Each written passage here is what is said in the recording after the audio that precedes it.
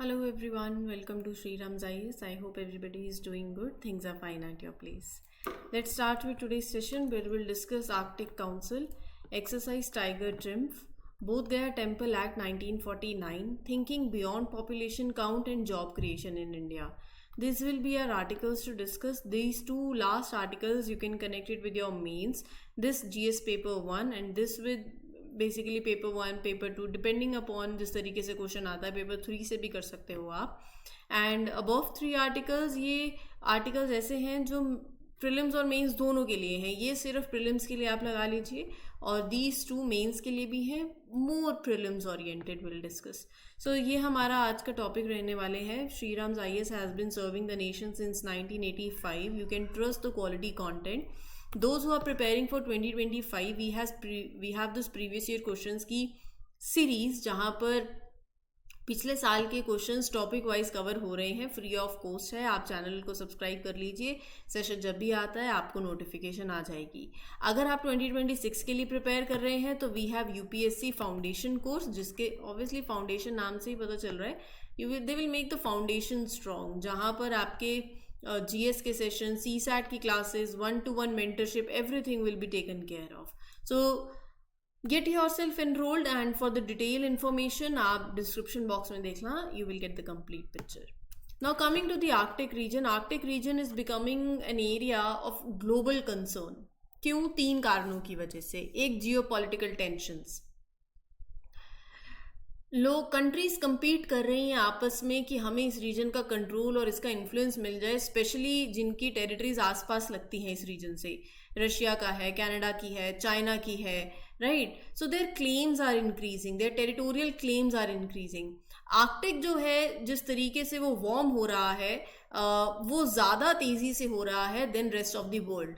Ice बहुत जल्दी melt हो रही है वहाँ पर and this has global consequences. Rising sea level होगा, वेदर पैटर्न चेंज होंगे.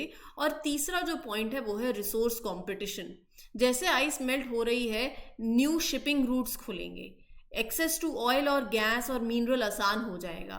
कंट्रीज और कंपनीज इतनी ईगर होंगी कि वो एक्सप्लॉयट करें और वो एक्सप्लोर करें इन रिसोर्सेज को. कंपटीशन बढ़ेगा और पोटेंशियल कॉन्फ्लिक्ट भी बढ़ेगा.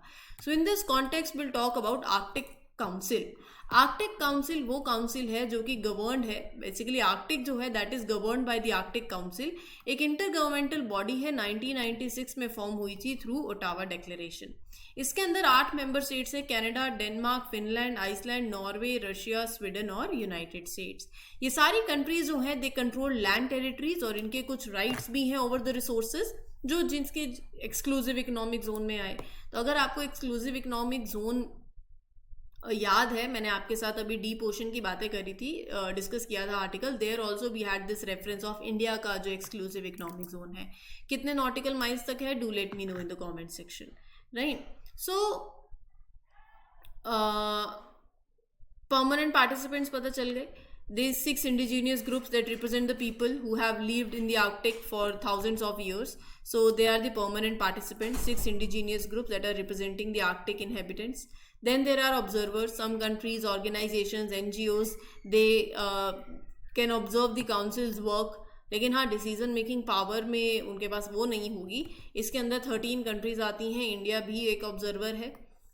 13 इंटर गवर्नमेंटल ऑर्गेनाइजेशंस हैं और 12 नॉन गवर्नमेंटल ऑर्गेनाइजेशंस हैं. जितने भी डिसीजंस हैं वो 8 जो आर्कटिक स्टेट्स हैं उनके कंसेंसस रिक्वायर्ड रहता है और बाकी परमानेंट पार्टिसिपेंट्स की कंसल्टेशन रहती है, मात्र कंसल्टेशन. आर्कटिक रीजन की इतनी इंपॉर्टेंस क्यों है?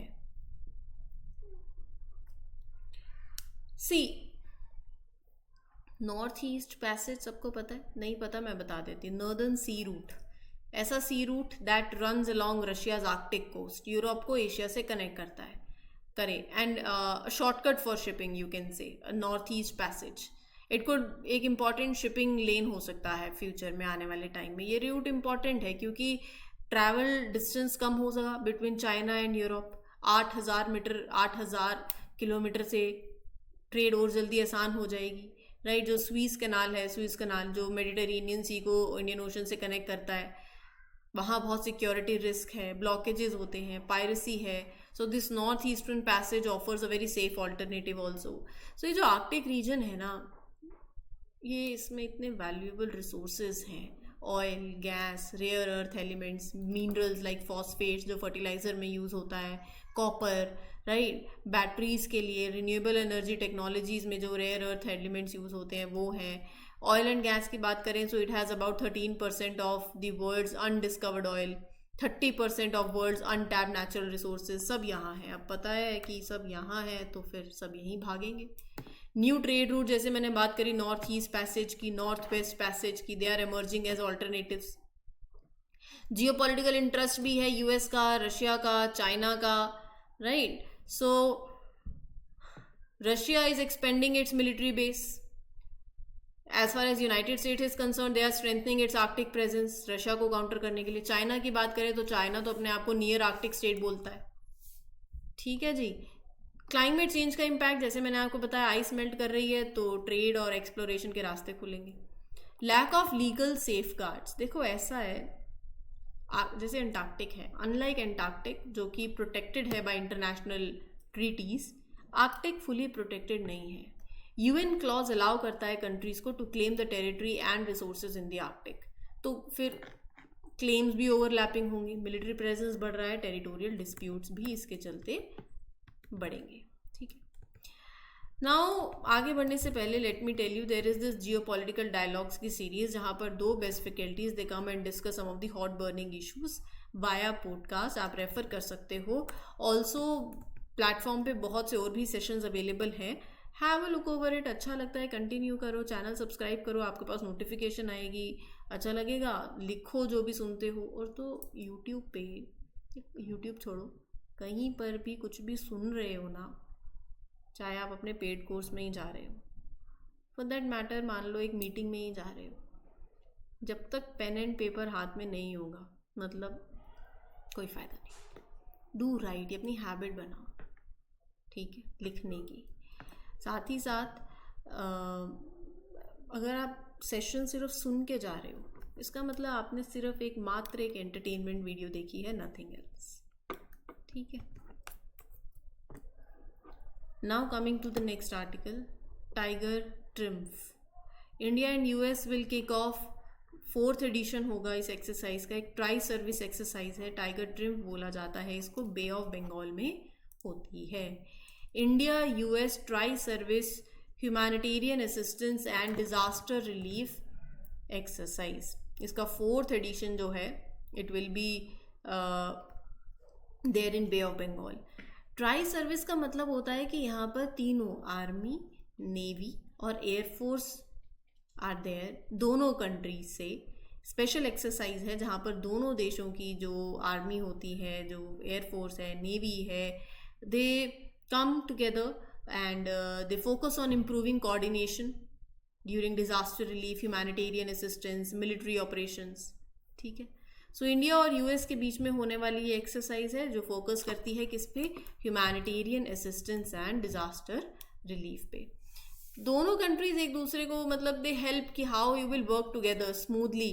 कोई नेचुरल डिजास्टर हो जाता है, अर्थक्वेक आता है, साइक्लोन आता है, सुनामी आती है, तो दोनों देशों की आर्मीज कैसे साथ में कोऑपरेटिवली काम करें, कोऑर्डिनेशन बढ़ेगी। यू विल डेवलप दो standard operating procedures, right. So it include setting up of this CCC, combined coordination centre. Who is participating? Indian side से Indian naval ships and there are various ships के नाम है, INS घड़ियाल, INS Mumbai, शक्ति, aircraft है, helicopters हैं and 91 infantry brigade है। और एयरफोर्स की बात करें तो MI-17 हेलीकॉप्टर्स हैं। सो इतना नहीं पूछेंगे, बट हाँ you should generally have an idea कि इंडिया की तरफ से और यूएस की साइड से कौन किसको रिप्रेजेंट कर रहा है। अब यूएस का तो बिट ऑब्वियस है, नहीं पूछेंगे क्योंकि यूएस का एग्जाम, यूएस सिविल सर्विसेज तो नहीं दे रहे हो, ठीक है। Buddhist monks under All India Buddhist Forum has been protesting since February demanding the repeal of Bodh Gaya Temple Act 1949। मैं आपको पहले इसका जिस्ट बता देती हूँ। All India Buddhist Forum, under this Buddhist monks 2024 फरवरी से प्रोटेस्ट कर रहे हैं कि ये जो बोध गया टेम्पल एक्ट 1949 का है इसको रिपील किया जाए। ये क्या है ये एक्ट?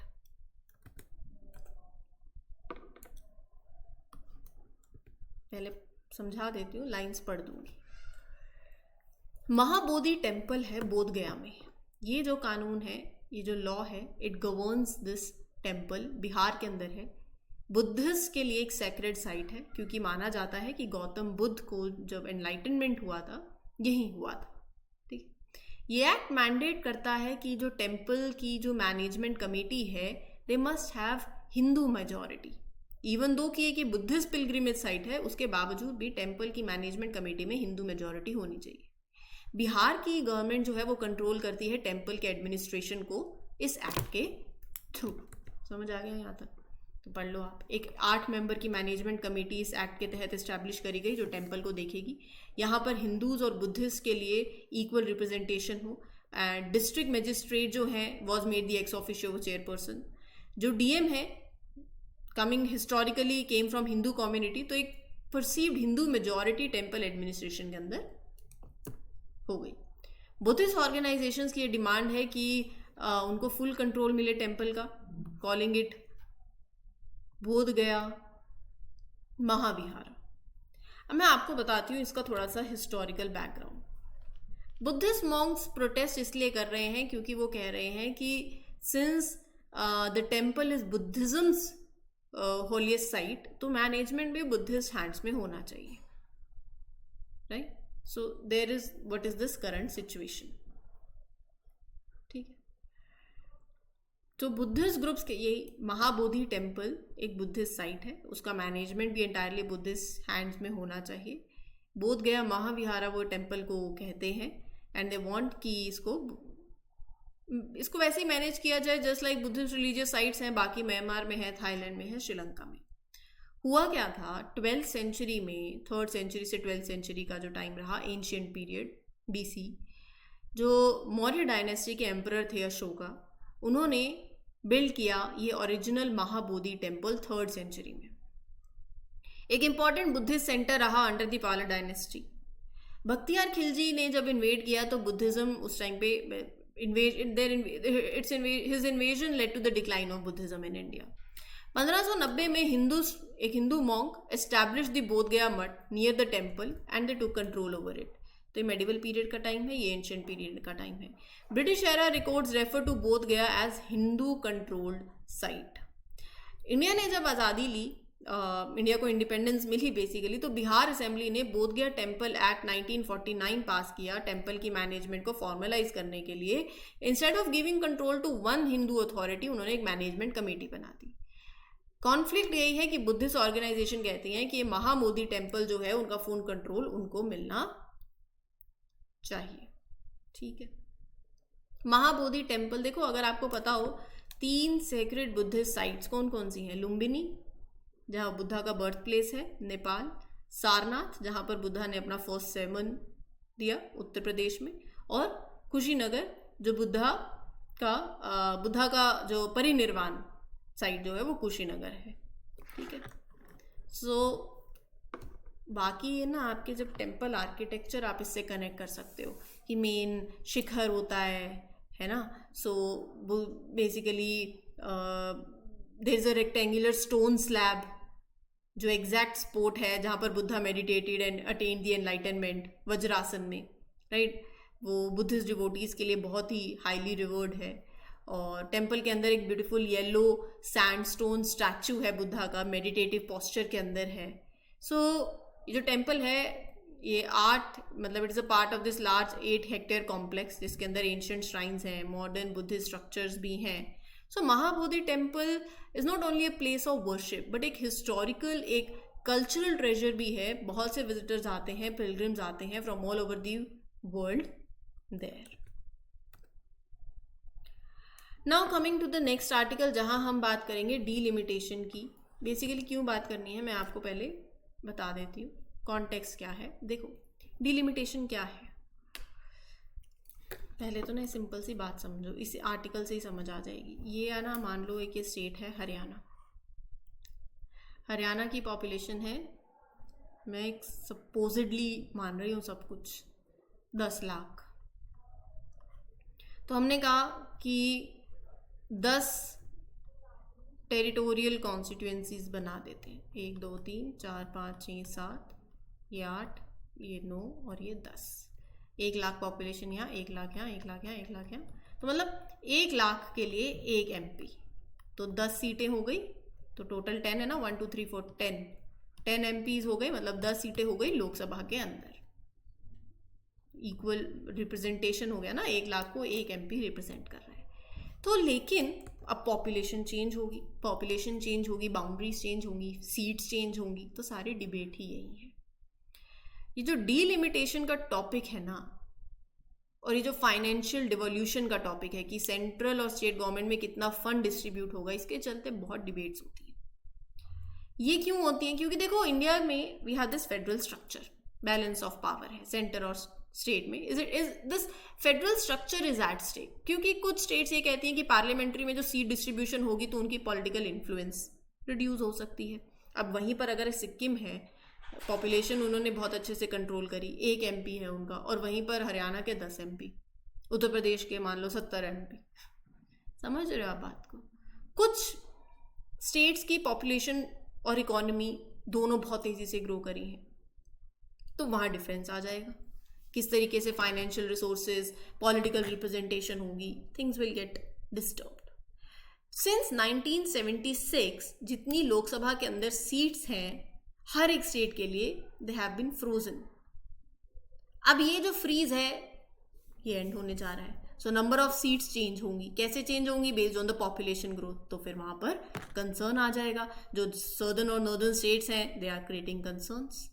मैं आपको बताती हूँ, देखो थोड़ा सा अगर हिस्ट्री में अगर आप जानना चाहो, 1947 के बाद इंडिया आज़ाद हुआ और एक फेयर इलेक्टोरल सिस्टम की रिक्वायरमेंट थी जहाँ पर हर एक स्टेट का पार्लियामेंट में इक्वल रिप्रेजेंटेशन हो।